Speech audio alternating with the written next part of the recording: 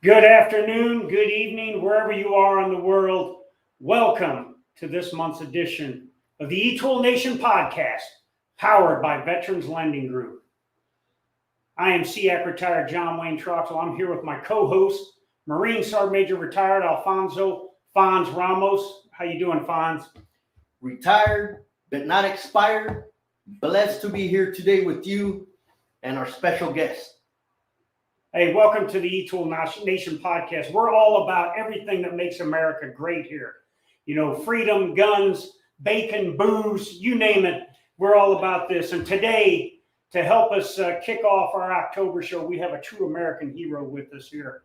This guy has got one of the most amazing military stories I've ever heard of, you know, and he's a Silver Star recipient.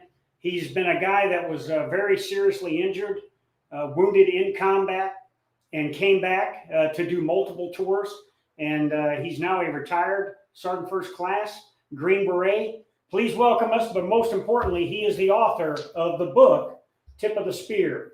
And please welcome Sergeant First Class retired Ryan Hendrickson. Ryan, welcome to the eTool Nation podcast, brother. Yeah, I appreciate you guys having me on. This is awesome. We've been talking for a while, and I started following, and man, I was just like, this is going to be a great time. Yeah. You know, with everything that goes on in the world, but in our country as well, Fonz and I try to make this about what makes this nation great. And it's the men and women that serve, the people that support our military and everything. So here you are. I know you live in Florida, but you're up here in the Pacific Northwest with us, your old stomping grounds. Yep. And I know you're up here getting treatment on your leg, and we'll get into that here in a little bit. But understand, you went to the Seahawks game last night, man. What happened to your boys? Yeah, so I don't know. I'm not going to get too much into details, but Russell, we really miss you. We really miss you. You know, a 13-10 kind of game with you know, guys like Metcalf and Lockett and everything. That's almost like a combat mission, just being like a presence patrol. You know, I mean, Yeah. You know, I mean, there's not a lot of excitement and everything though.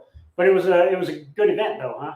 It was awesome. The 12th man. I mean, they showed up. It was raining. It was cold, but Seahawks Nation, they came out and they did what they do best, and that is we supported our 12s and our Seahawks, and it was absolutely awesome. And it's one of the, you know, it's one of those reasons I love Seattle so much. So. Yeah. Well, hey, let's get into this here and what we want to talk about. So, you know, I read this book twice. As a matter of fact, I read it on a flight, a 3-hour flight that I was on from Dallas to Seattle the first time, and then I read it again. You know, and what amazes me is that you're a guy that served in 3 different services. You started off in the Navy. Yeah. Then you went to the Air Force. And I think you finally found what you were looking for by being an Army Green Beret. Kind of talk us through, for those that haven't read the book, kind of talk us through what the mindset was to join the Navy and then go on to the Air Force and ultimately get to where, you know, I think you really found your niche. So how everything kind of boiled down was high school. Yeah. And so my dad had told me, hey, you know, you're 18 years old, you're grown up, it's time to go out and do something with your life. You can go out and work a big log in town where I was at. He goes, but I wouldn't do that. You need to venture out a little bit. You need to serve your country. You can serve your country being a first responder, police officer. You know, that's great. But I think you need to see the world, or you can go to college. But let's face it, you're not really college material. I was like, oh, okay. And he said, but I really think you should join the military. You know, you can serve your country, and then you can also go and see the world. So, okay. And so, but the military was always kind of in my mind since I was a young kid. And so then the recruiters start coming. So the Air Force recruiter came to our school, and I was like, oh, okay, let's see what the Air Force has. And they're, your test scores, we don't have really anything for you. And this is the mid-90s. They didn't need anybody. Yeah. So then the Army recruiter came and, well, I mean, we don't really have anything because we don't need anybody. You can go infantry, but that'll be about 8 months from now. Wow, okay. And then the Marine recruiter. Oh, man, here we go. Here we go. So they needed people, but he was so angry, and he was so scary. And he was this big jack dude with a dip in, and he would just yell and shoot spits flying. And I'm just sitting there, I was like, oh my God, man, I don't want to join the Marines. I'm scared of this dude. That's a jarhead for you. And so he actually scared me away from the Marine Corps because I was scared of the guy. I was like, I don't want to go to the Marine Corps. This guy's really scary. So then the Navy recruiter, I don't remember how the conversation went, but it went kind of like this. Do you want to be a F-14 Tomcat pilot like Tom Cruise? Yeah. Do you want to be a Navy SEAL like Charlie Sheen? Uh-huh. He's like, do you want to go around the world and meet exotic women? Yeah. Cool, man. Sign here. So yeah, I went around the world, but really I wasn't a Navy SEAL flying F-14 Tomcats. It didn't work out that way. So yeah, I joined the Navy, saw the world mid-90s, and then got out of the Navy in April 2001. And when 9/11 kicked off, I actually didn't really think it was going to amount to much. I thought we would do a bombing campaign and it'd be done. And so, and my wife at the time, we had agreed, hey, let's military's not right now. Well, then 2003, when things weren't going away, we agreed upon the Air Force. So I had to retake my ASVAB again. Got to the Air Force, and I was a ammo troop, which was an amazing job. Yeah. And we loaded aircraft with bombs, and during that period in both wars, 2003, we were dropping a lot of bombs. So it was a really fulfilling job, but something was missing. Yeah. And I always wanted to, I wasn't that guy out there dropping the bombs, and you'd see, the infantry guys come back, you see the Green Berets come back and whatnot. I'm like, man, well, that'll never be me. I'm just this Air Force guy, and which my job was amazing. I had a blast in the Air Force, and it was an important job, but there was something missing. And so one of my deployments to Iraq, I ran into an ODA there, and one of the guys on their team had transferred from the Air Force over to the Army.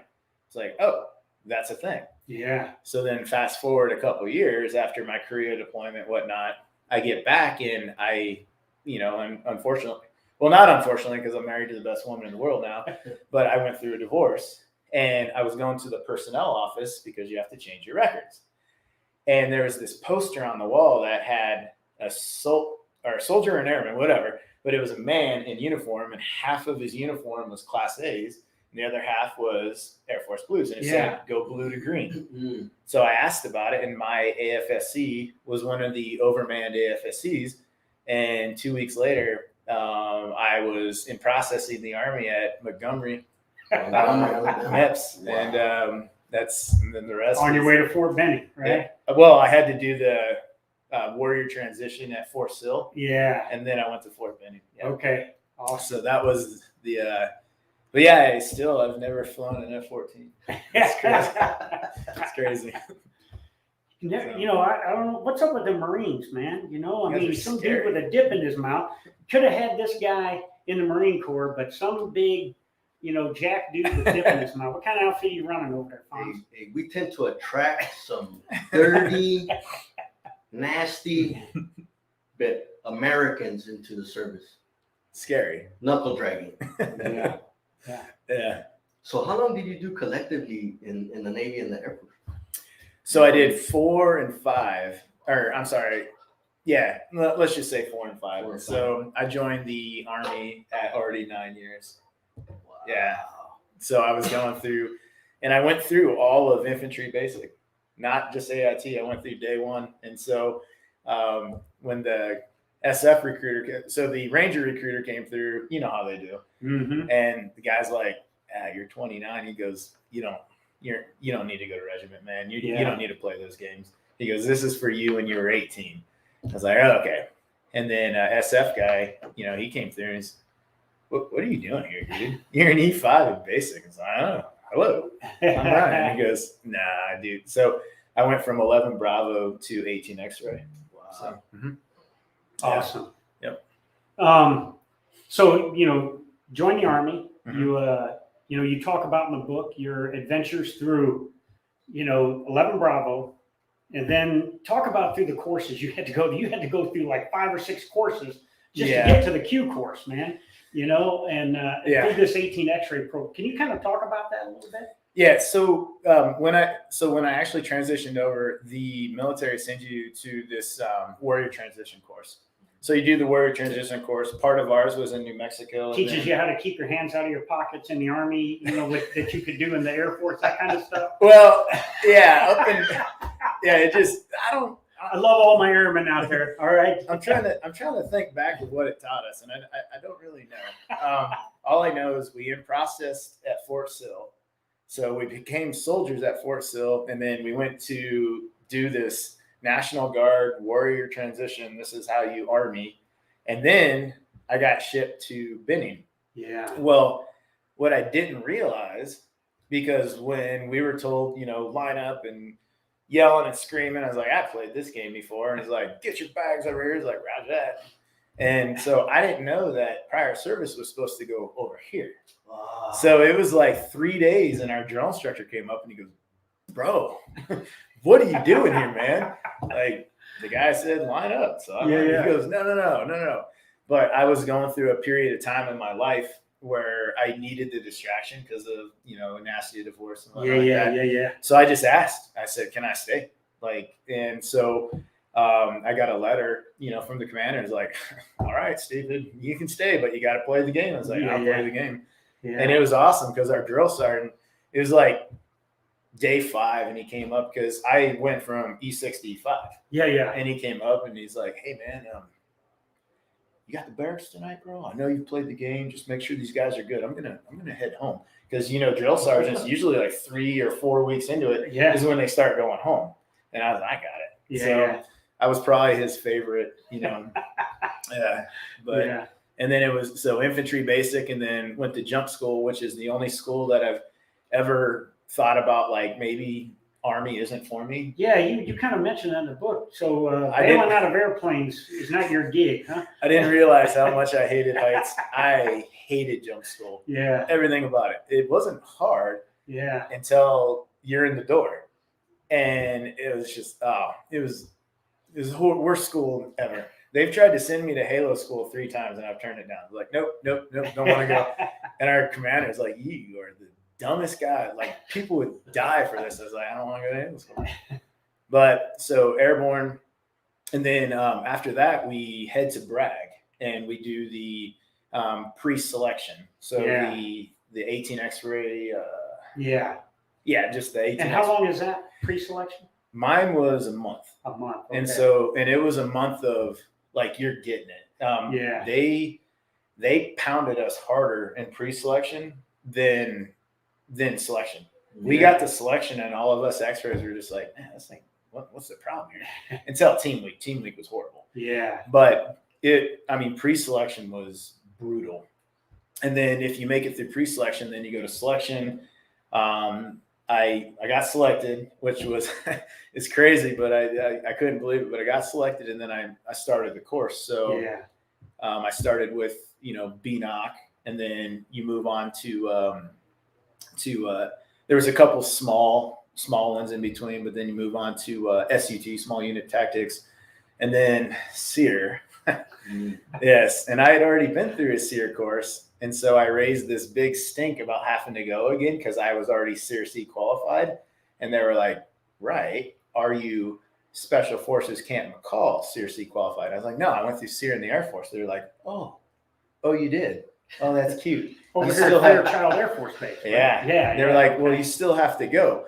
So I showed up late because my primary instructor was like, "Well, no, you're SEER-C qualified. You're good. You don't have to go." I was like, "Yes, this is so great." And then he comes running in the barracks. He goes, "Dude, your bags are packed. You got to go." So I showed up to the classroom, and all the instructors are lined up, and all the students had to stand up, and they were all clapping for me when I showed up. And I was like, this is going to be really, really bad. And in the RTL, it was really, really bad. Yeah, they knew exactly who I was. Which one was harder? It's like, really? What do you think? I can't even talk right now. But then after SEER, we went through language, and then language to MOS, so 18 Charlie, demolitions, and then MOS to Robin Sage. Wow. And then Robin Sage on to 7th group. So start to finish, 11 Bravo basic training, and they OSIT till you walked that stage and got your Green Beret. How long was that? June 2008 to February 2010. Wow. And straight through with no recycles or injuries or anything. Wow, so that's awesome. It's a long time. Yeah. It's a long time. People asked me, they said, what's so hard about the Q course? And I was like, well, the length of it. There's tons of time to have that one day of weakness, and that's all it takes. Yeah. It's not necessarily hard all the way through. It is hard, but it's not hard all the way through. But that one day of weakness, and you're gone. Yeah. And that's the problem. I've seen guys get to the end of Robin Sage and they say, hey, thank you for attending this course. You're not what we're looking for. Never to return or try back in a year. Like, oh my gosh. Yeah. It's weird. I don't know. So we want to get into, you as an 18 Charlie engineer, probably the first guy they call for when they want a breacher, the first guy when there's a bomb found and everything. So we want to get into your combat deployment where you got wounded. Being the engineer on the team, you were always the guy on either the Minehound or the handheld IED device, I assume. Yeah. And so since we were there basically at the same time, you were there in 10 and 12, and I was there 11 and 12. Tedious battlefield, especially in southern Afghanistan, where non-metallic pressure plate IEDs, and you really have to be deliberate in your approach. But you talked in the book multiple times where I'll admit I was that kind of leader that didn't have tactical patience, and the guy up front that was, kind of going slow. How hard was that for you as a guy that knew that you had the safety and security of your team and your allies in terms of the Afghans with you, but also understanding that you had suspenses that you had to meet in terms of time, and you had hit times you had to meet. How difficult was that for you doing that and not taking that Minehound and wrapping it around somebody's head?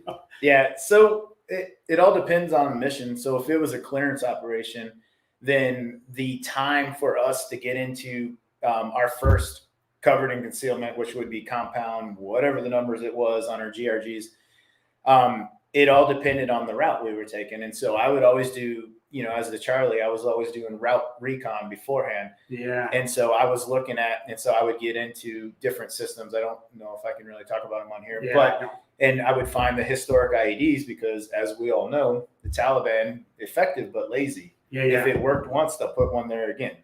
And if there's one there, then they'll put out the secondaries.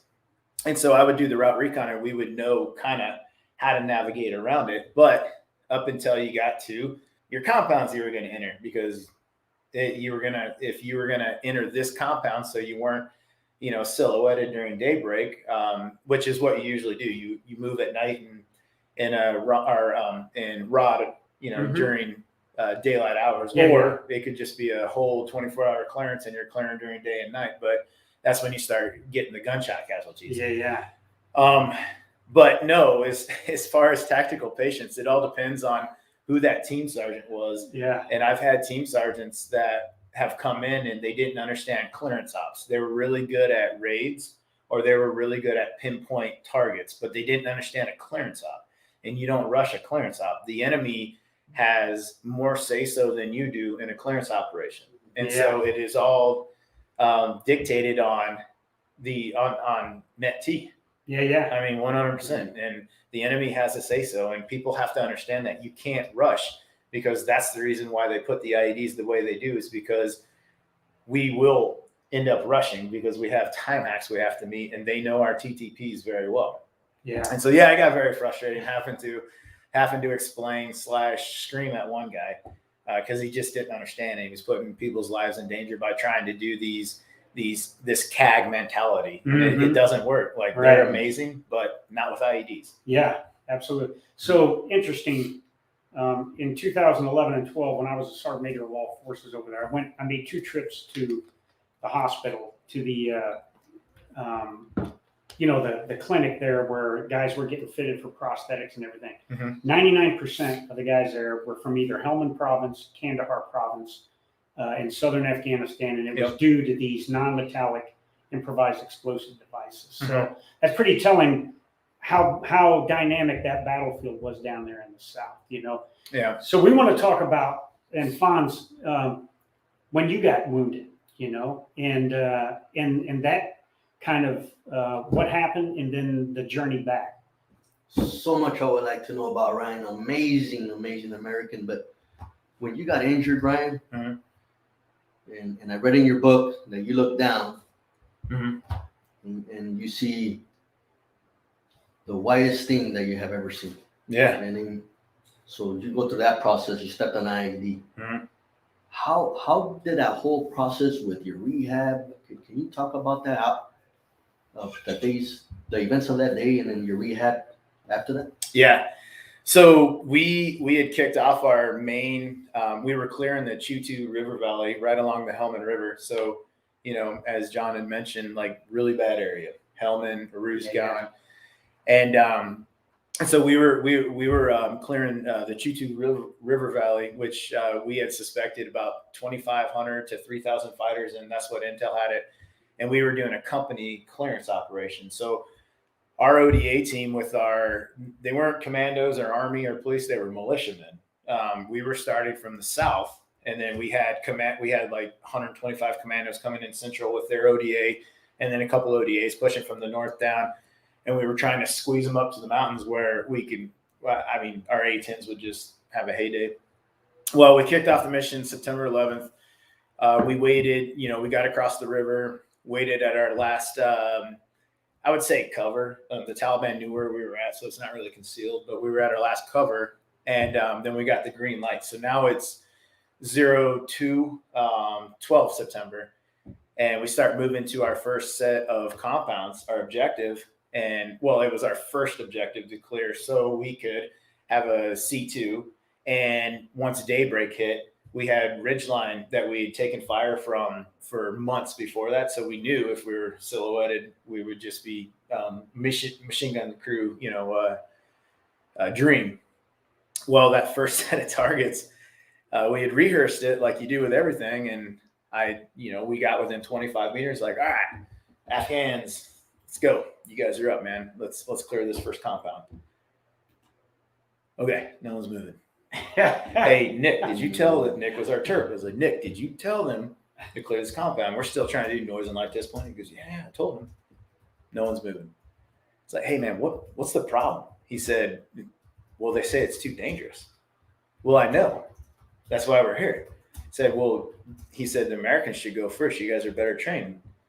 And my response was, yeah, if we were in Texas, I would agree with you. Yeah. But we're in Afghanistan, and we're here because they said they want their villages back.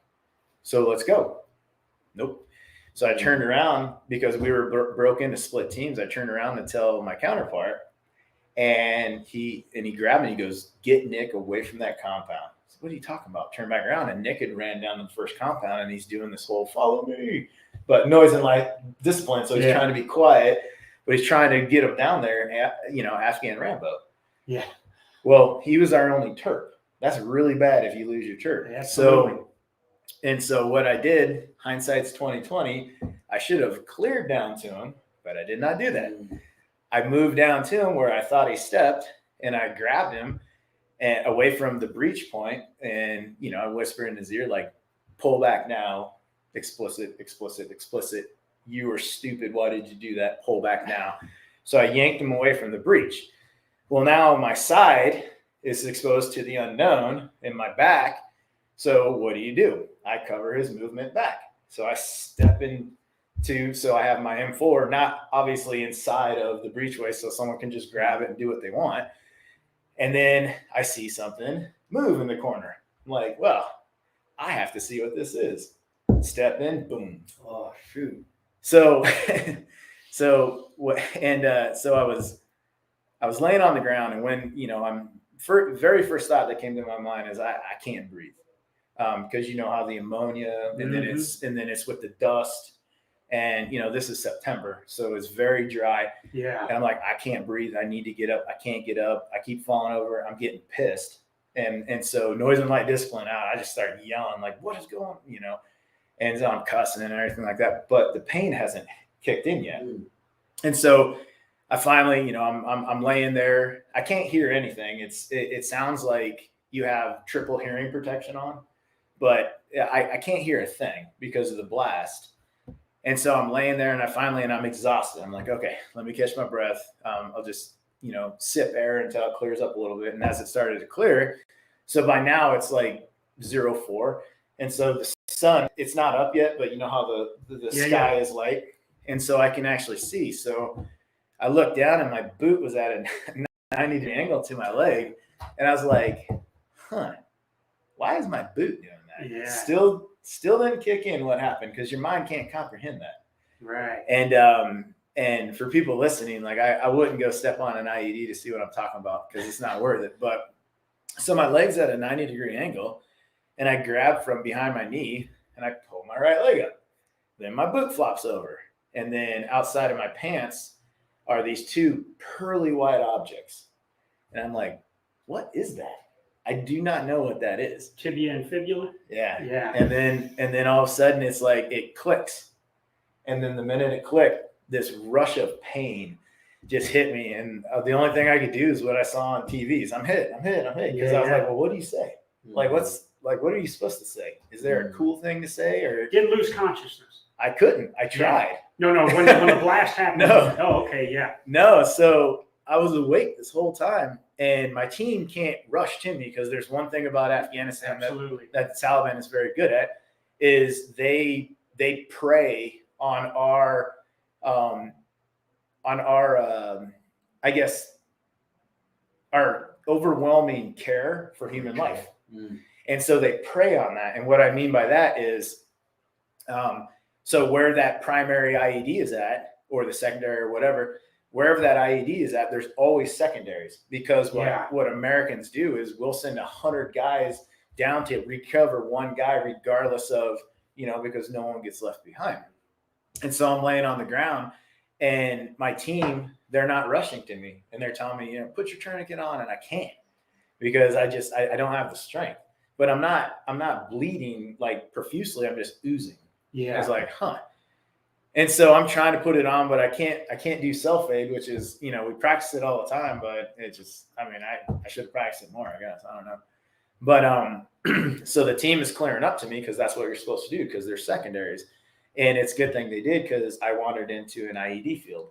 And so there was at least 12 IEDs that were positioned around this compound, which was compound number 1 for us. Yeah. It's very funny how that one was the heaviest IED. Yeah. And so I got, so they got to me, they start doing, I'm trying to pass out, but they keep slapping me, stay awake. I don't want to stay awake. So they hit me with the morphine, and it burned bad. And then I looked down, and my leg is all extremely red and irritated. And I found out later I'm allergic to morphine. Oh, I did not know this. And then I got the fentanyl lollipop, and I chewed it up immediately. And that's the preferred method of taking it. and so here I am in our Delta. He said, I don't know what another drug will do to you if I give it to you. So you're going to have to suck this one up, bud. Mm-hmm. And I'm just sitting there, and then the Taliban get on, and that stupid celebration music they play. Oh yeah. And our Terp, he's like, they're saying they killed like 30 of us, and they're celebrating. And then they said one thing. We're the guys that are over in this direction move in to attack the Americans now. We're like, what? So hasty ambush. Mm-hmm. It's like, oh crap, we got to get out of here. Well, our Overwatch position starts lighting up these dudes that are moving towards our position. So, they crank those tourniquets down, which are extremely painful. The tourniquet is super painful. Mm. Picked me up, not very nice, because it hurt. And then we started moving out. We had to go about 500 meters back, because the air crew said we can't land in this area. Right. There's too many IEDs. And, oh, by the way, you got dudes, and one visibly with an RPG, moving to this area. Mm-hmm. So they had to move us out. And then I got medevaced out to Tarankout, Yeah. and then to Kandahar, and then to Bagram. And it took me about 5 days to actually get stable to fly to Germany, which I'm pretty sure is a long time. Yeah. Because usually it's a day and then you're heading to Germany. So get to Germany, get to San Antonio and Bamsey, and I wanted to go there because quite a few guys in our company had been hit. We had we had in the 30s of Purple Hearts, and 18 dudes were returned to the States for injuries. So we got tore up. Every ODA had at least 2 guys with Purple Hearts on it. Mm-hmm. So so I get to San Antonio, and we start going through all the surgeries. So up to this point, I've had probably about 10. You know how the debridement where open everything up and just scrub you with a surgical scrub, like a green scrub pad. Yeah. I saw one video of it, and I was like, nope, don't ever show me that again, doc. But and so we start this process, and I know I'm losing my leg, but they tried to keep my leg together with all the wound vacs and everything because of all the infections I had.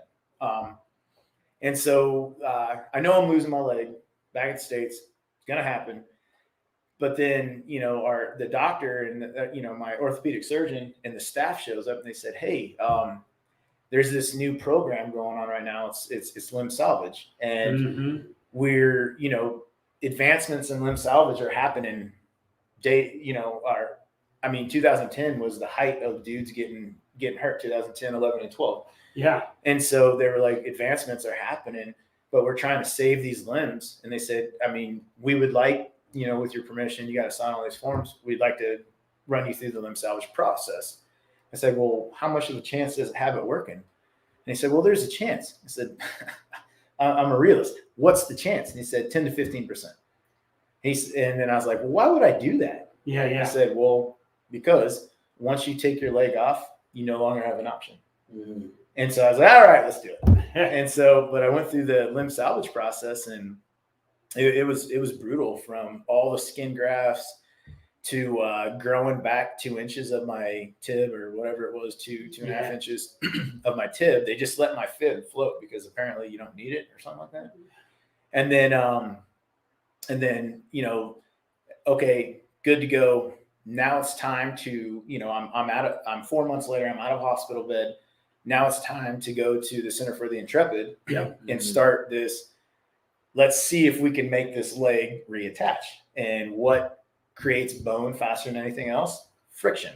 Yeah. What is friction? Friction is beating the crap out of yourself in a therapy room.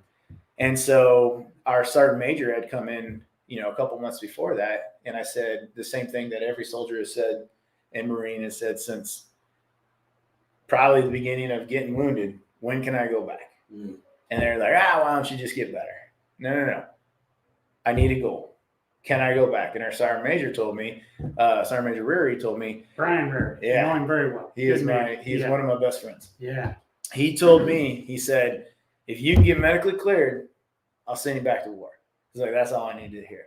So I had the Taliban laughing at me and celebrating. And then I had the promise, that Brian Reary gave me. I was like, okay, roger that.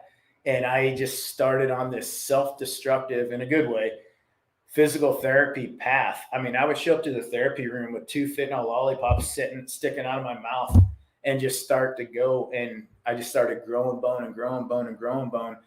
And now, next thing you know, they're like, wow, we can take your foot plate off. Okay. Is that a good thing? They said, yeah, man, you're like a year before it needs to be. Okay. Wow. So then I just keep going. Now the leg halos are coming out. So, okay, is this good? They're like, yeah, you're about a year and a half, faster than we thought, but yeah, you're doing okay. Like, wow, that's great.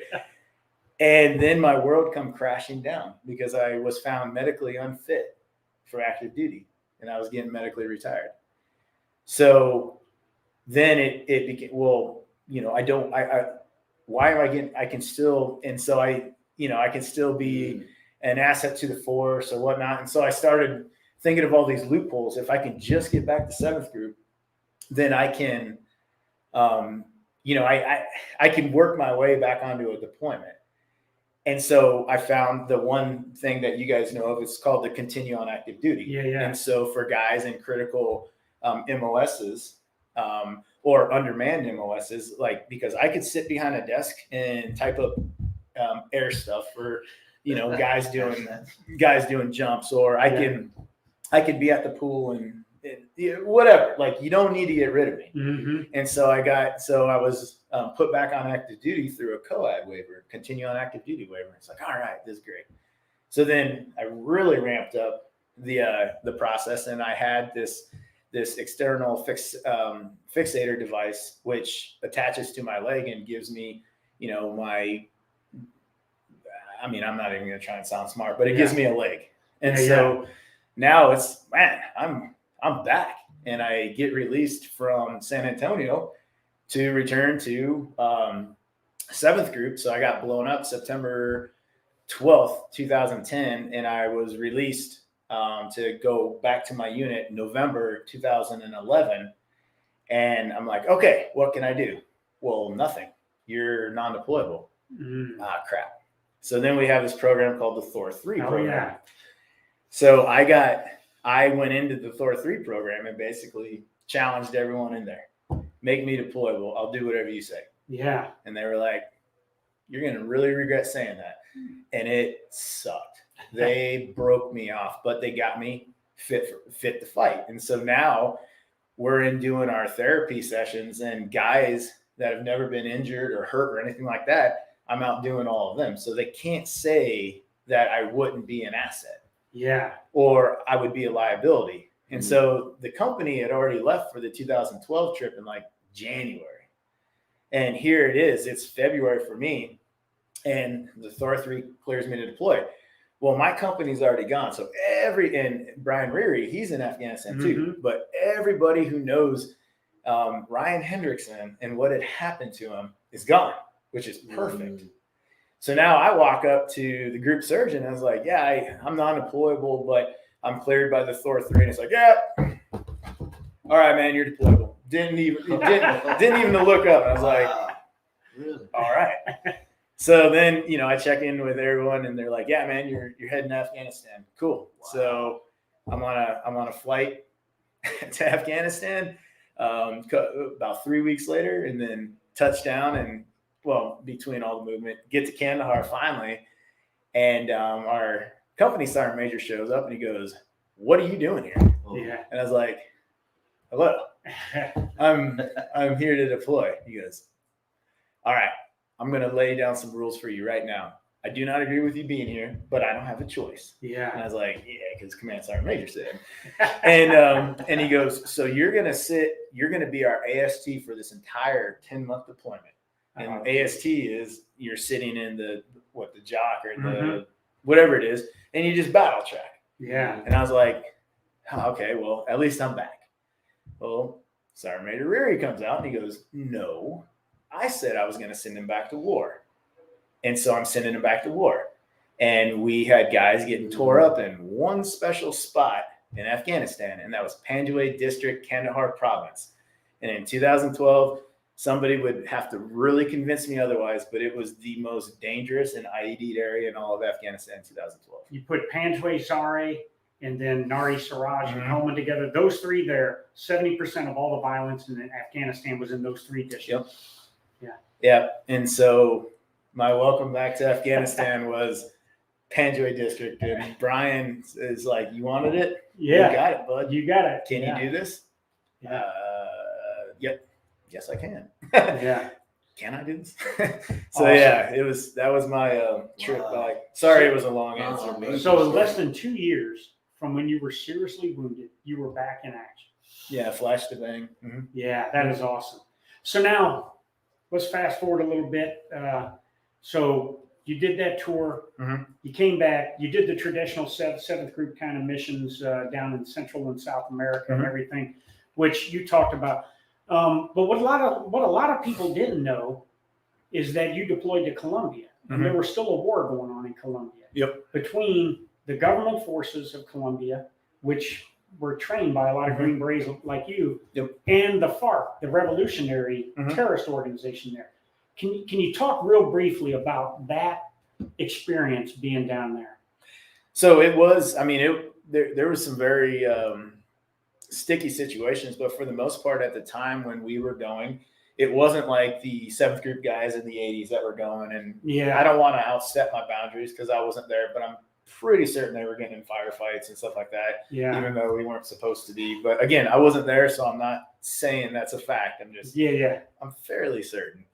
But yeah, the situation was tense. There was bombings in Bogota, and there was this known threat. And so we were going through a Colombian survival school at the time, which is real great. Well, our fire base we were at was Barrancon, and I know that's not how you say it, but that's how I say it. And so outside of Barrancon, we called it Farklandia. Yeah. It was all FARC, and so the jungle portion. Farklandia, that's good. Yeah, the jungle portion of our training event. All of our trainers, we had security with us that were armed to the teeth because we were in FARC country. And yeah, so, but it was a tense situation. There was bombings going on. The Colombian Special Forces and Commandos, they were out doing raids and stuff like that. And they lost a few guys that trip. Yeah. And it was heartbreaking, but they were just like, well, business, and now we hate them even more. So. Okay. Ladies and gentlemen, stay tuned.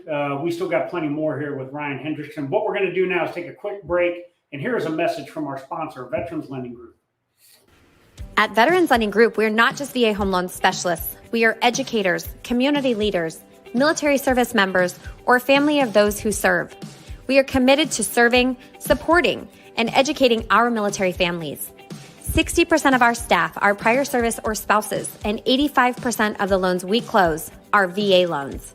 We are your special ops of VA lending. We will not restrict your VA home loan benefit like many other lenders do.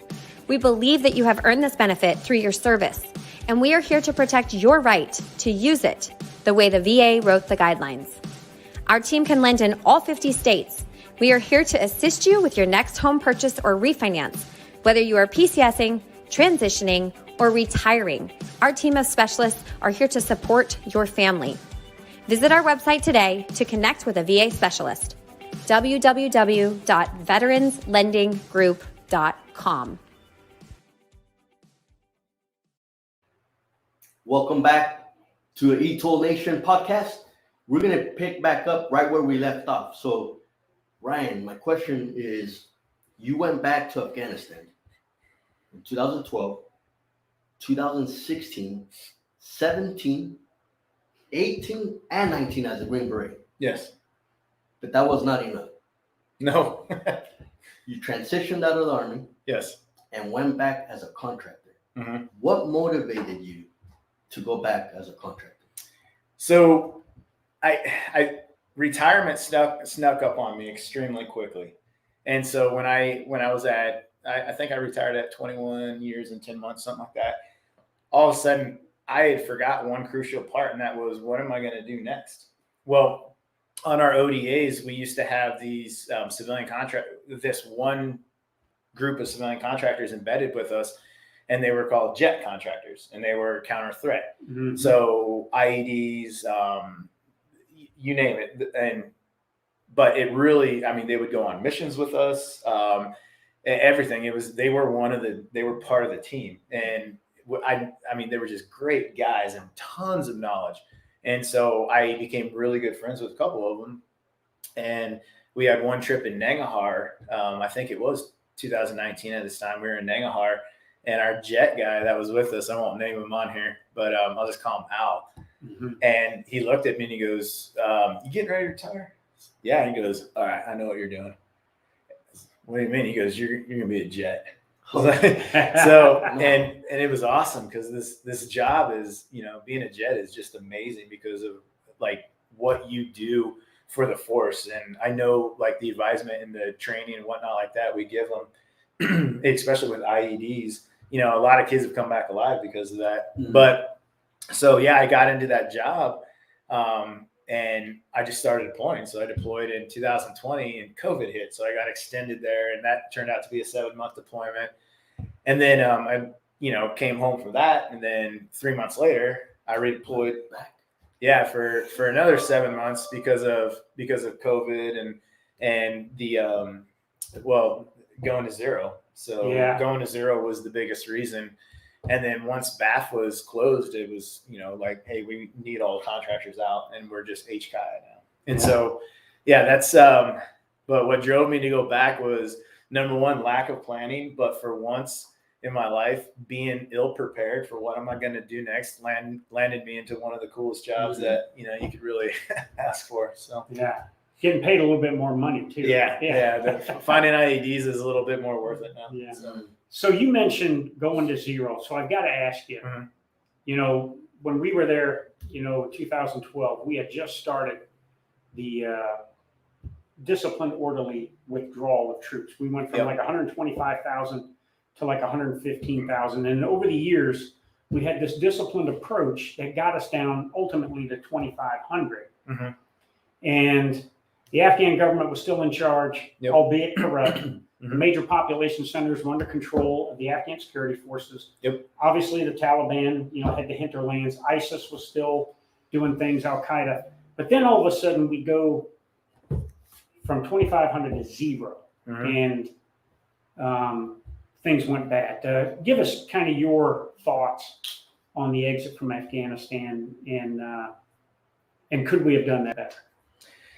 Yeah, I definitely have, my strong political opinion on it, but I don't want to go down that rabbit hole.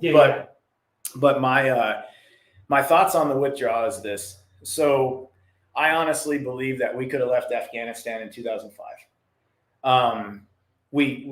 That's my opinion. I believe every 2 years we were fighting a new war in Afghanistan. Actually, you could almost say it every year. We were fighting a new war in Afghanistan. There was always a new war. There was a change out of campaigns. There was a change out of administration. There was a change in this. And so now our direction's this. Now our direction's this. And so the 2013-14 push, closing all these bases down, VSO, Village Stability Operations, was extremely successful, in my opinion. But it was taxing. You needed a lot of personnel. So then we started tearing down all these outstations, and we reclused back to major fire bases, kind of like the Russians. And then from these major fire bases, we would go out on patrols, but we wouldn't actually get to know the population. We didn't care. We were doing these patrols as basically, I know this is a bad word to say, but presence patrols. And then we'd get in a little fight, and then we would overwhelming fire superiority, which usually came with bombs, but then you have the civilian casualties. And then we would recluse back and then go back and recluse. And so now the Afghan population, all of a sudden, they're seeing Russia all over again, not the village stability, mission that we had in the beginning.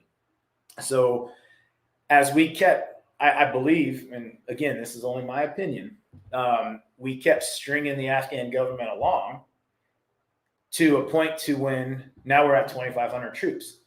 But even at 2,500 troops, I was there. The Taliban were staying out of the major district centers. There was some contested, down in Lashkar-Gah and whatnot like that.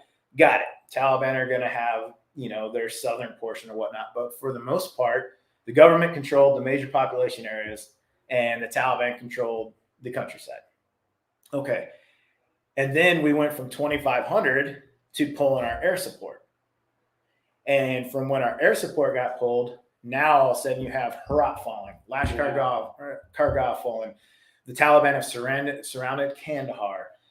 Now we have all of these areas that are either falling or they're being surrounded and getting ready to fall.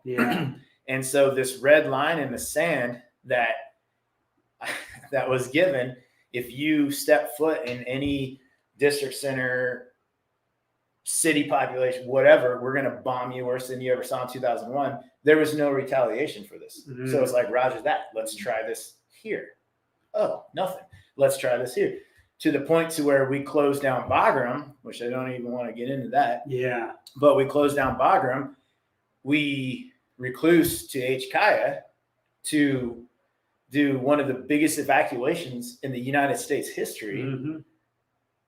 And we have enough troops there to secure HKIA, but HKIA is surrounded by Kabul. oh, when we're bringing our troops back to HKIA, the Taliban are already in Kabul. So, yes, if you were to ask me, could this have been done better? My first answer to you is yes, we could have withdrawn out of there in 2005, 2006. Yeah. Number two, could we have done this better? Yes. The minute the Taliban stepped foot inside of a district center, populated area, provincial capital, anything like that, we hit them as hard as we possibly could with the full force of, the United States arsenal, mainly our Air Force. And we send that message until we're gone.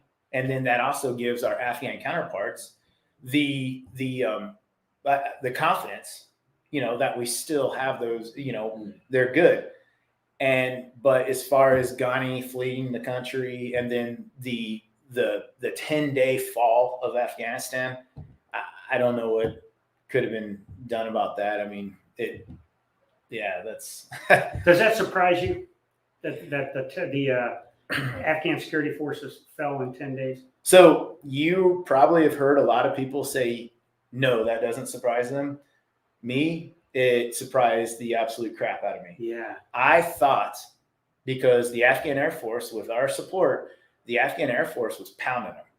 And A-29s. The Taliban, they had hit lists on pilots because the Afghan Air Force was racking up bodies. Yeah. And then the commandos and their special forces and stuff like that. Yes, Afghan army casualties were high, but their special operations were not. And the Afghan Air Force, they were doing their job.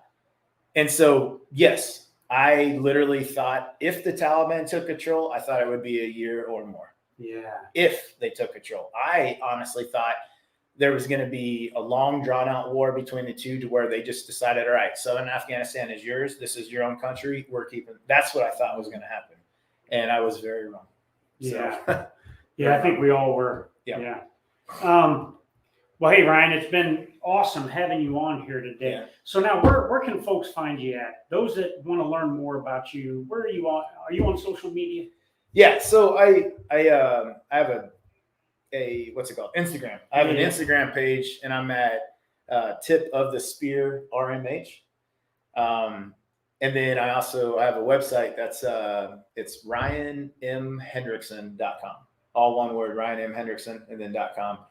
And basically that has a link to all my stuff. So I'm pretty active on Instagram. Facebook, I'm just kind of hit or miss on. But that's pretty much it right there. Well, hey, brother, thanks so much for being here today. Thanks for telling your story. Just an indomitable spirit, a guy severely wounded, then coming back, as Fonz mentioned, multiple tours, earning a Silver Star in 2016, in combat.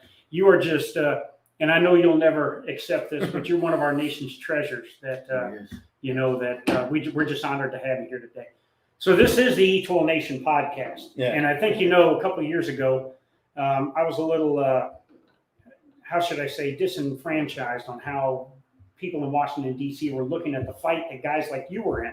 Yeah. As a matter of fact, this was the same year that you earned your Silver Star. And so I just kind of, called out ISIS and said they had two options, surrender or die. And if they didn't surrender, we were going to kill them, dropping bombs on them, shooting them in the face, or beating them to death with an entrenching tool. And it kind of took off. And then it kind of got me in trouble a little bit. But in the end, the E-Tool Nation and this podcast that Fonz and I host stands for what America is all about, and what our American fighting men and women are all about.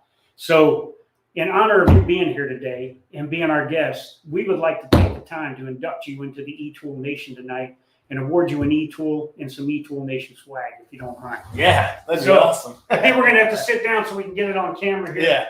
Fonz, here you go. I'm going to let you do this part. And so we're going to hook you up with an E-Tool Nation hat, Right. So the next time you go to a Seahawks game and you're going to scrap with somebody, there you go. You got that. And then a T-shirt and a hoodie. Yep. And then, of course, the signed entrenching tool. Oh, man, that is awesome. Yeah. So once again, brother, thanks so much for being here today. It's an honor to have you here. And we'd like to bring you back, and see how you're doing and everything. I'd love to come back. Yeah. So thanks. And so to our audience, thank you all for being here on eTool Nation today. Right now, we're going to transition out here. We're going to do a book signing. So if you are in the Joint Base Lewis McChord area, I hope you're making your way down to the Veterans Lending Group Lakewood office at the corner of Bridgeport and 100th to join Ryan, meet Ryan, and get a signed copy of his book, Tip of the Spear. I will tell you, this is a book that you will never want to put down. So thanks, brother. Really appreciate it. Fonz, always a pleasure, my battle buddy. And we'll see you all next time on eTool Nation. Boom.